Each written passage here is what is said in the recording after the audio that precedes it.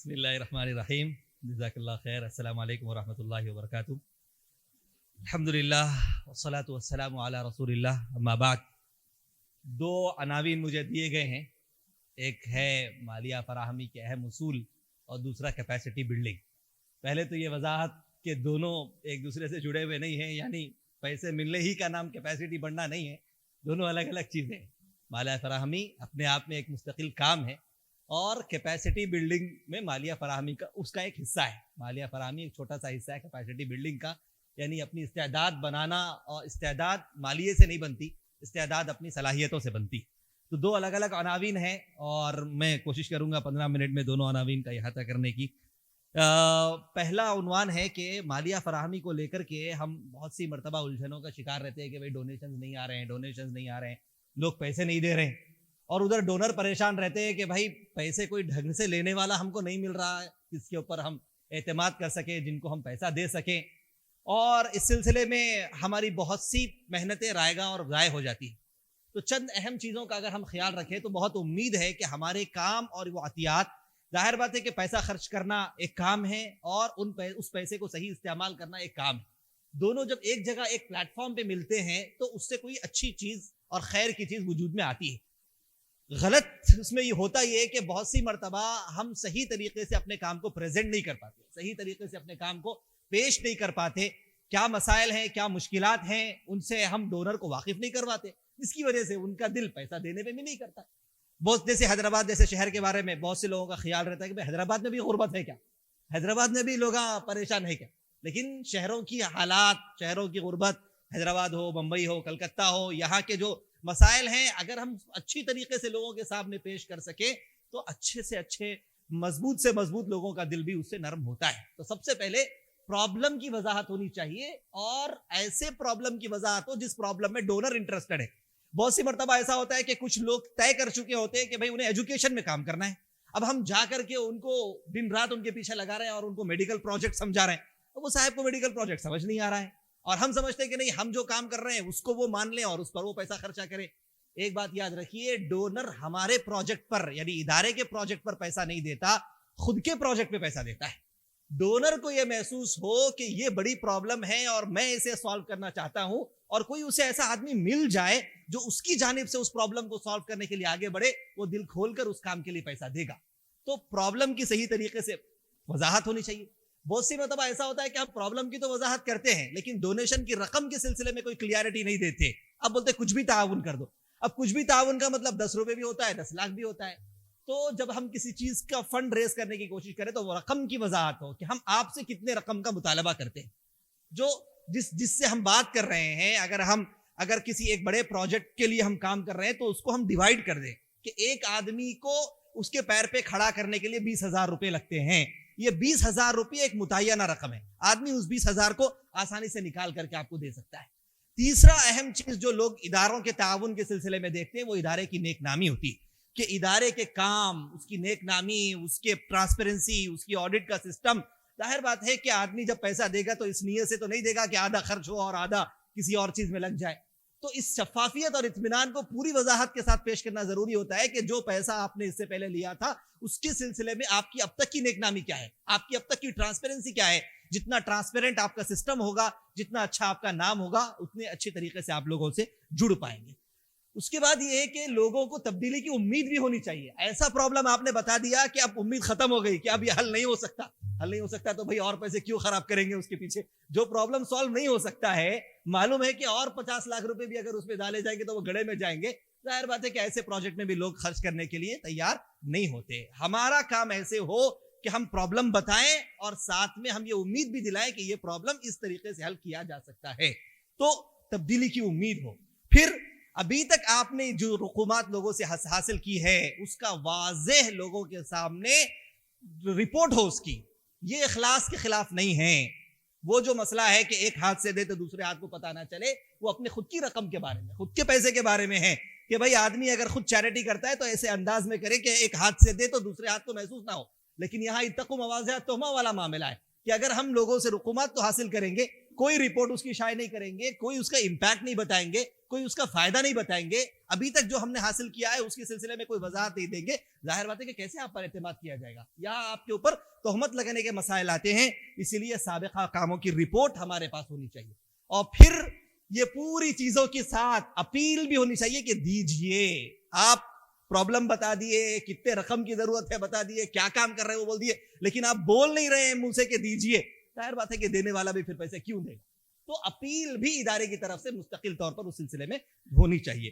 Appeal کے بہت سارے طریقے ہوتے ہیں. ایک چھوٹا سا فارمیٹ جس کو آپ آسان طریقے سے اپیل کے لیے استعمال کرتے ہیں وہ یہ ہے کہ اپیل کی جب کوئی ویڈیو آپ ریلیز کریں, اپیل کا کوئی آپ تحریر ریلیز کریں, تو اس سلسلے میں یہ ہو کہ آپ پہلے پرابلم کو بتائیں کہ ظاہر بات ہے کہ این جی او کا کام ہی مسائل کا حل کرنا ہے. ہم تو دعا کریں گے کہ صاحب کوئی این جی او دنیا میں باقی نہ رہے, کیونکہ کوئی پرابلم دنیا میں نہ رہے, لیکن جب تک مسائل اور پرابلمز ہیں تنظیموں کی ضرورت ہے, اور تنظیموں کا کام ہی ہے کسی پرابلم کو آئیڈینٹیفائی کر کے, کسی پرابلم کو سمجھ کے اس پرابلم کی حل کی کوششیں کرنا. تو جب آپ پرابلم کو کلیئر طریقے سے بتائیں گے تو ایک جذبہ, ایک داعیہ پیدا ہوگا, لوگ آپ کے ساتھ انگیج ہوں گے کہ ہاں بھائی یہ واقعے میں پرابلم ہے اور اس پرابلم سے مجھے بھی تکلیف ہے. اس کے بعد آپ اس پرابلم کا حل بتائیں گے کہ اس پرابلم کو کیسے حل کیا جا سکتا ہے, تو لوگوں کو سمجھ میں آئے گا کہ یہ پرابلم حل بھی ہو سکتا ہے, اس پرابلم کو کم کیا جا سکتا ہے, اس مشکل کو آسان کیا جا سکتا ہے. اس کے بعد آپ کو اپنی قابلیت کے سلسلے میں بتانا پڑے گا کہ کیوں آپ اس قابل ہیں کہ آپ لوگوں سے پیسہ مانگ رہے ہیں, لوگوں سے عطیات وصول کرنا چاہتے ہیں. تو آپ کو اپنی صلاحیت, اپنی طاقت, اپنی استعداد, اپنے سسٹم, اپنے پروسیس کے بارے میں وضاحت کرنی ہوتی ہے کہ ہماری یہ صورتحال ہے, اس لیے ہم آپ سے اس طرح کے پرابلم کے حل کے سلسلے میں آپ سے مدد مانگنے کے لیے یہاں پر آئے ہیں. تو جب تک ہمارے ایڈ میں, ہمارے اپیل میں, ہمارے لوگوں سے کیے جانے والے اعلانات میں یہ تین چیزیں نہیں ہوں گی, اس وقت تک ہم کلیئر طریقے سے اپنے مسائل کو صحیح طریقے سے لوگوں کے سامنے پیش نہیں کر پائیں گے. تو اس سلسلے میں ہمیں یاد رکھنا چاہیے کہ جب بھی ہم کوئی اپیل کریں, کیا پرابلم ہم سالو کرنا چاہتے ہیں, اس پرابلم کی پہلے وضاحت کریں, اس کے حل کی وضاحت کریں کہ کیا اس کا حل ہے جس سے اس پرابلم کو کم کیا جا سکتا ہے, اس مشکل کو آسان کیا جا سکتا ہے, اور اپنی صلاحیتوں کا ضرور وضاحت کریں کہ ہم کیسے اس پرابلم کو حل کریں گے. اور جتنی ہماری مضبوط صلاحیت ہوگی اس پرابلم کو حل کرنے کی, اتنا لوگ اس کام کے سلسلے میں آپ کے ساتھ جڑ پائیں گے. اب تھوڑا صفا بیت المال کے تناظر میں کچھ اہم چیزیں ہیں جو ہم جو ہے نا ان چیزوں کو سامنے رکھ کر کے کر سکتے ہیں کہ بہت سی چیزیں اللہ رب العزت نے صفا بیت المال کو جو دی ہے وہ ایک بہت بڑی طاقت ہے. فنڈ ریزنگ کے سلسلے میں ہم اس کو یوٹیلائز کریں. ہمارا ایک مضبوط ڈپارٹمنٹ اسکریپ ڈپارٹمنٹ ہے. ظاہر بات ہے کہ پہلے مرحلے میں لوگ رقم کے سلسلے میں اتنی آسانی سے ہمارے ساتھ جڑ نہیں پاتے. اسکریپ ایک ایسا ٹول ہے جس کے ذریعے ہم لوگوں تک پہنچ سکتے ہیں, اور گراؤنڈ لیول پر لوگوں تک پہنچنا یہ اپنے آپ میں ظاہر بات ہے کہ اگر کوئی سامنے ہوگا اسی تک آپ پہنچ کر کے اپنے پرابلم کی وضاحت کریں گے. کوئی سامنے ہوگا ہی نہیں تو کس کے سامنے آپ اپنے پرابلم کا رونا روئیں گے. تو یہ اسکریپ ایک بہترین ڈپارٹمنٹ ہے. اس کے ڈیٹا کو استعمال کیجئے جب بھی آپ ایڈریسز مکمل کرتے ہیں. الحمدللہ صفا بیت المال مرکز میں ہم نے جو ڈونرز کا ڈیٹا محفوظ کیا ہے, 1,50,000 سے زائد ڈونر کا ڈیٹا ہمارے پاس محفوظ ہے, جن میں 70% ڈونر ایسے ہیں جو اسکریپ کے ذریعے ہمارے ساتھ جڑے ہیں. اور اسکریپ کے ساتھ جڑنے کے بعد ہم نے مختلف کاموں میں ان کو اپنے ساتھ انگیج کیا ہے. انہی کے درمیان ہم اپیل جاری کرتے ہیں اور انہی کے درمیان ہم اپنی چیزوں کو, تو اسی سے الحمدللہ ڈونیشنز بڑھتے ہیں. اور جب ڈونیشن لوگوں کے پاس سے آتا ہے تو اس کا ریکارڈ مینٹین کیجئے کہ کون کس طرح کی رقم دیتا ہے, کون کس موقع پر دیتا ہے. بہت سے لوگ ٹیکس بینیفٹ لینے کے لیے دیتے ہیں, ان کے لیے جو ہے نا فروری مارچ کے مہینے زیادہ اہم ہوتے ہیں. بہت سے لوگ رمضان میں دیتے ہیں, بہت سے لوگ بقرعید کے موقع پر دیتے ہیں. بہت سے لوگ ایسے ہوتے ہیں جو کسی خاص عنوان پر دیتے ہیں کہ جب آپ نے روزگار کے سلسلے میں کوئی اپیل جاری کی ہے تو وہ لوگ فوراً آپ سے رابطہ کریں گے. ایسے لوگوں کی علیحدہ فہرست بنائیے, ایسے لوگوں کی علیحدہ ریکارڈ مرتب کیجئے, اور پھر لوگوں کے مزاج کو سمجھیے کہ لوگ کیش میں دینا زیادہ پسند کرتے ہیں, بینک میں دینا زیادہ پسند کرتے ہیں. الحمدللہ مرکز میں ہم مستقل اس کے پروسیس اور اس کے انالیسس کا اہتمام کرتے ہیں. رمضان کے سلسلے میں آپ کو بتاؤں کہ گزشتہ 4-5 سالوں میں لوگوں کے درمیان ایک بڑی تبدیلی ہم نے دیکھی ہے, اور اسی کے ساتھ ہم نے اپنے سسٹم کو بھی بہتر بنایا ہے. 2018-19-20 میں لوگوں کیش کا مزاج لوگوں کا 70% تھا رمضان میں, اور وہ بڑھتے گزشتہ سال کی رپورٹ یہ کہ جو ہے نا 70% ہم نے بینک سے رقم وصول کی. الحمدللہ ہم نے اپنے سسٹم کو بھی ویسے ہی تبدیل کیا ہے کہ پہلے نمائندے زیادہ جا کر کے لوگوں کے پاس سے رقم لاتے تھے, اب ہم نے اس کو QR لنک کے ساتھ اور جو ہے نا مختلف ٹیکنالوجی کے ساتھ اس کو جوڑ دیا ہے کہ واٹس ایپ پہ ہم جب اپیل کرتے ہیں وہاں پر بٹن کلک کر کے لوگ ڈونیشن دیتے ہیں, خود بخود ریسیپٹ جنریٹ ہو جاتی ہے. ان کو بھی ایک قسم کا اطمینان ہوتا ہے, ان کو بھی ایک قسم کی ٹرانسپیرنسی ہوتی ہے, اور اس سے الحمدللہ نظام میں شفافیت آتی ہے. تو کہنے کا خلاصہ یہ ہے کہ صفا بیت المال کے پاس جو ڈونر کا ڈیٹا آ رہا ہے اسکریپ کے ذریعے یا رمضان میں یا مختلف مواقع پر, اس ڈیٹا کا بھرپور استعمال کیجیے. آج کل ڈیٹا کے اوپر کام کرنا بہت آسان ہو گیا ہے. اے آئی نے ڈیٹا کے معاملے میں بہت بڑا کردار ادا کیا ہے. آپ اس سے مختلف رپورٹس نکال سکتے ہیں اور ڈونروں کی علیحدہ علیحدہ کیٹیگری بنا سکتے ہیں.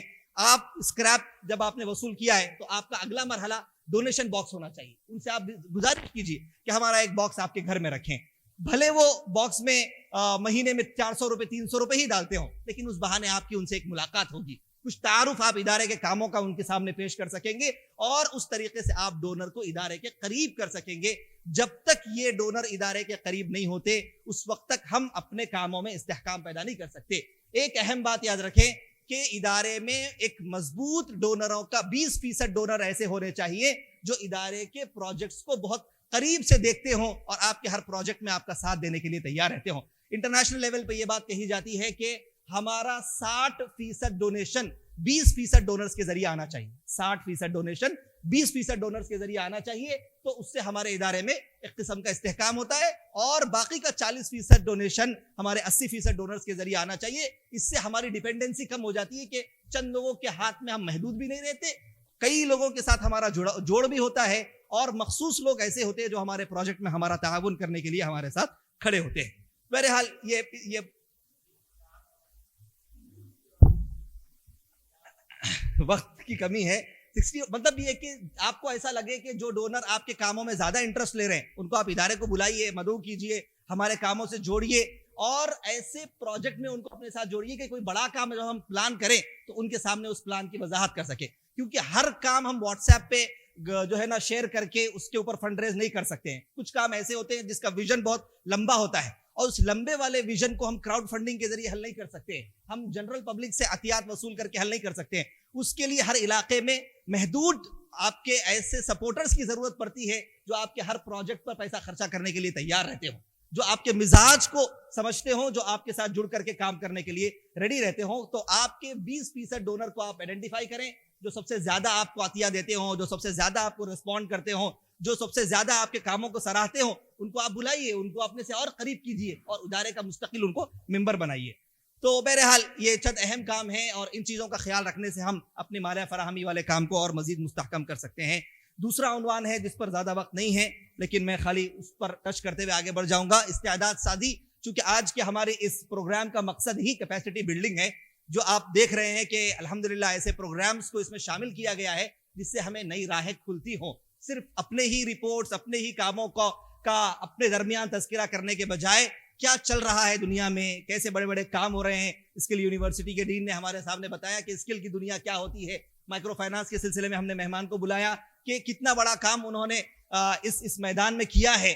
تو ان سب چیزوں کو یہاں پر لانے کا ایک بڑا مقصد یہی ہے کہ ہماری صلاحیتیں بنیں, ہم آگے بڑھنے والے بنیں. جہاں کھڑے ہیں بہت سی مرتبہ ایسا ہوتا ہے کہ کام کے آغاز میں جوش ہوتا ہے, جذبہ ہوتا ہے, اس جذبے میں ہم کام کے لیے نکل پڑتے ہیں, لیکن جذبات کی خصوصیت یہ ہوتی ہے کہ وہ مستقل نہیں رہتا, اس میں اتار چڑھاؤ رہتا ہے, اسے بار بار جلا بخشنی پڑتی ہے. بہت سے واقعات ہیں, نافقہ حنظلہ والا واقعہ آپ حضرات کو معلوم ہے کہ صحابہ کرام کے درمیان بھی جذبات میں اتار چڑھاؤ ہوا کرتا تھا. تو یہ کام بھی ایک کام ہے, اس میں جب تک ہم اپنے جذبات کو جلا نہیں بخشیں گے, اپنے کاموں کو مزید مستحکم کرنے کی کوشش نہیں کریں گے, تب تک ہماری استعداد جو ہے نا بڑھنا بہت مشکل ہوتی ہے. اسی لیے ہمارے جنرل سیکریٹری صاحب نے بھی اس طرف اشارہ فرمایا کہ جس منزل پر بھی ہوں ہم وہاں رکے نہ رہیں, بلکہ اس سے آگے کی پلان اور اس سے آگے کی تلاش میں ہم نکل پڑیں. اور ہماری طاقت ہمارے عطیات نہیں ہے, ہماری طاقت ہماری ٹیم ہے. جتنی مضبوط ہماری ٹیم ہوگی اتنا بڑا کام ہم کر سکیں گے. ٹیم مضبوط ہوگی, عطیات خود بخود آتے ہیں. صدر محترم بار بار فرماتے ہیں کہ پیسے کے پیچھے کام نہیں جاتا, کام کے پیچھے پیسہ آتا ہے, اور وہ کام آپ کی ٹیم کے ذریعے ہوتا ہے. ٹیم کی جو صلاحیت ہوگی, ٹیم کو صرف ہم سیلری دینے والے یا ٹیم کو ہم چند چیزیں دینے والے نہیں ہیں. ٹیم کو سب سے بڑی چیز جو ہم دے سکتے ہیں وہ صلاحیتیں ہیں, وہ ٹریننگ ہے, وہ ان کے اندر پیدا کیے جانے والے جذبات ہیں. تو ٹیم کی ٹریننگ پر مستقل کوشش کرتے رہیے, مستقل فکر کرتے رہیے, مستقل محنت کرتے رہیے اور اس کو میجر کرتے رہیے, اس کو ناپتے رہیے کہ ہماری ٹیم کی صلاحیتوں میں کتنا اضافہ ہوا ہے. ایک لیڈر کو معلوم ہونا چاہیے کہ کیسی ٹیم کو لے کر کے وہ میدان میں اترا ہے. جب تک لیڈر کو اس کا اندازہ نہیں ہوتا اس وقت تک وہ پروجیکٹ کو مضبوط طریقے سے ہاتھ میں نہیں لے پاتا.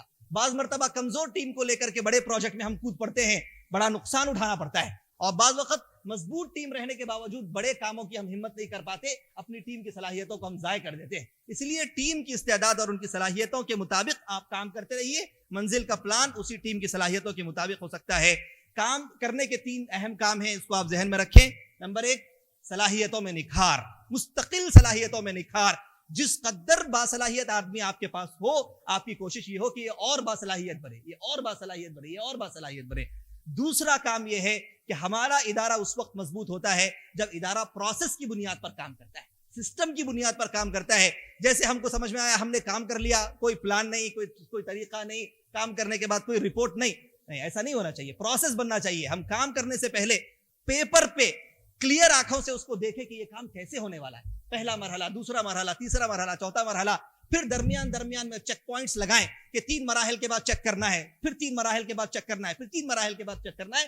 یہ پورا پروسیس جب بنا ہوا ہوگا, ہم کو کام پورے کنٹرول کے ساتھ ہم کر پائیں گے, اور اس کا سب سے بڑا فائدہ یہ ہوگا کہ ہماری غیر موجودگی میں بھی کام ہو سکے گا. آج دنیا میں کام کرنے کا سب سے بہترین طریقہ وہ مانا جاتا ہے جو کام آپ کے بغیر ہو, کہ آپ کی شمولیت کے بغیر اگر آپ کے عزائم آپ کی ٹیم کے ذریعے مکمل ہو رہے ہیں, یہ آپ کی ایک بڑی صلاحیت اور ایک بڑی سکسس ہے, اور اسی وجہ سے آپ آگے بڑھ سکتے ہیں. جب تک آپ موجودہ کام میں پھنسے رہیں گے اس وقت تک آپ کے آگے بڑھنے کے راستے مکمل طور پر مسدود رہیں گے. اور آگے اگر بڑھنا ہے تو جو کام آپ کر رہے ہیں اس کا سسٹم بنائیے, پروسیس بنائیے, دوسروں کے حوالے کیجئے, اگلے منزل کی تلاش میں نکل پڑیے. اس سے انشاءاللہ ہمارے ادارے میں استحکام پیدا ہوگا. اور تیسرا کام یہ ہے کہ آج کے زمانے میں بہت سے کام یہ ہیں وہ انسانوں کے نہیں رہ گئے ہیں. انسان کرے گا تو گڑبڑ کرے گا, غلطی کرے گا, مشکل اٹھائے گا, مصیبت میں پڑے گا. جو کام مشین کر رہی ہے اس کو مشین کو کرنے دیجئے. جو کام مشین کر رہی ہے وہ مشین کو کرنے دیجئے. آپ اگر آج کے دور میں یہ کہیں گے کہ نہیں میں کار میں نہیں بیٹھوں گا, مشین استعمال مجھے نہیں کرنا ہے, تو آپ پیدل بھاگتے بھاگتے تھک جائیں گے. کار اگر مشین کے ذریعے آپ کو جلدی منزل تک پہنچا سکتی ہے, کار کا استعمال کیجئے. یہ مت سوچئے کہ ٹانگے والوں کی روزی چلے جائے گی, رکشے والوں کی روزی چلے جائے گی, رکشے والوں کو کار چلانے کی نوکری مل جائے گی. تو آپ ٹیکنالوجی کا بھرپور استعمال کیجئے. جو کام مشین کے ذریعے ہو سکتا ہے اس کو مشین کے ذریعے لینے کی کوشش کریے. اس سے انشاءاللہ کام میں نکھار آئے گا, استحکام آئے گا, اور ہم کم وقت میں انشاءاللہ بہتر اور مستحکم کام کرنے والے بن سکیں گے. جزاکم اللہ خیر. میرا وقت مکمل ہو چکا ہے, 2 منٹ میں نے زیادہ لیے, اس کے لیے معذرت خواہ ہوں. ہم کوشش کریں گے کہ اس طرح کے پروگرامز کے ذریعے اپنی استعداد میں مزید اضافہ کر سکیں. اللہ تعالیٰ ان خدمات کو قبول فرمائے. آمین.